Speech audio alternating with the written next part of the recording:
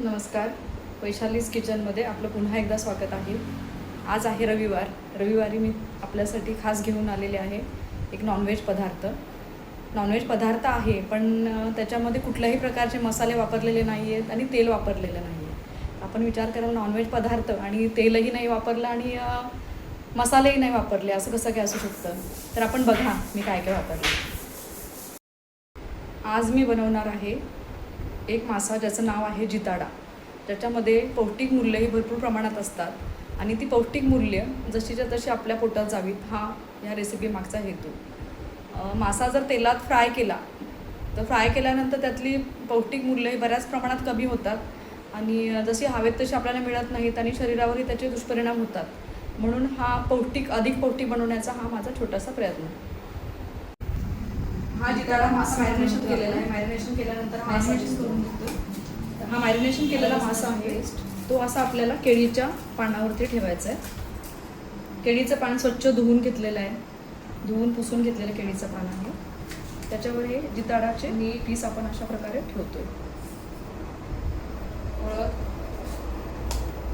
हा पौष्टिक मासा जो आहे तर तिखट, तर हा अशा प्रकारे आपण हा मासा जो आहे आणि लसणाची केळीच्या पानामध्ये हळद, मीठ आणि लाल तिखट लावलेलं आहे. फोल्ड करतोय लावून केळीचं पान आणि हा दोरा जो आहे तो दोराही आपण धुवून घेतलेला आहे. तर असा हा गुंडाळायचा आहे त्याला केळीच्या पानात. आपण बघत आहात केळीच्या पानामध्ये असा हा दोऱ्याने गुंडाळला आहे आणि दोन्ही बाजूला टूथपिक लावलेले आहे. आता आपण असा हा मासा आपण केळीच्या पानामध्ये गुंडाळलेला आहे आणि दोन्ही बाजूनी तो पॅक केलेला आहे. आता फ्राईंग पॅनला तेल फक्त चोळून घेतले, थोडंसं तेल आहे ते फिरवले, तेलाचा गोळा त्याच्यावरती. आणि हा फ्राईंग पॅन तापल्यानंतर त्यामध्ये केळीचं पान आहे आपण हे अशा प्रकारे ठेवणार आहोत.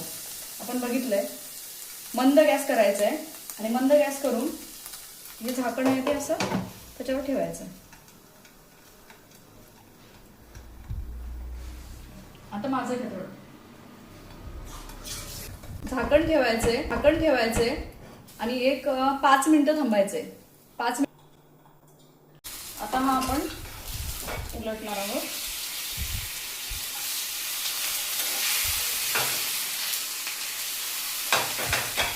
पलटी केल्यानंतर पुन्हा झाकण ठेवायचंय आणि 5 मिनिट ठेवून द्यायचंय. 5 मिनिटं पूर्ण झालीत आपण मासा उलटलेली. आता बघूया.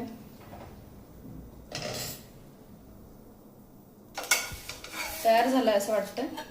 आता हा डिश मध्ये काढून घ्यायचा.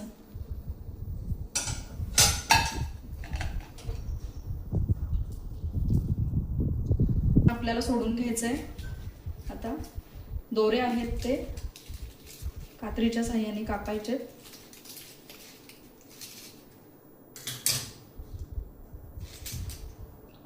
वा, बघत असाल आपण किती वाफाळलेला असा हा जिताडा मासा खाण्यासाठी तयार झालेला आहे. अतिशय छान शिजलाय. आपण काढून घेऊया. अशा प्रकारे हे गरमागरम रविवारच्या दिवशी नॉनव्हेज स्टार्टर खाण्यासाठी तयार. खाताना हे बाजूला ठेवलेलं सॅलड खायचं विसरायचं नाहीये, तेही खायचंय.